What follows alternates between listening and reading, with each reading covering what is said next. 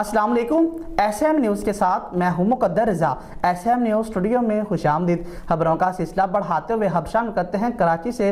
कराची के मुख्तलिफ इलाकों में फायरिंग से एक शख्स जाँ बहक और 2 अफराद जख्मी हो गए हैं, जबकि कोरंगी गोदाम चौकी के करीब ट्रैफिक हादसे में 2 अफराद जान की बाजी हार गए। इसी हवाले से मजीद अपडेट कर रहे हैं SM न्यूज़ के ब्यूरो चीफ जुल्फकार अली। जी जुल्फकार, आगाह कीजिएगा इस हवाले से।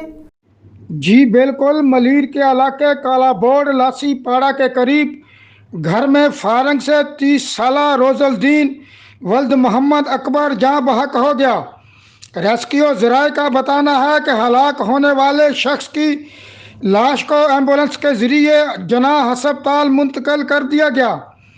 कराची के इलाके नॉर्थ कराची अंडा मोड़ हबीबिया मस्जिद के करीब फायरिंग से 2 अफराद जख्मी हो गए। जख्मी होने वालों को शिपा एम्बुलेंस के जरिए अब्बासी शहीद अस्पताल मुंतकिल किया गया।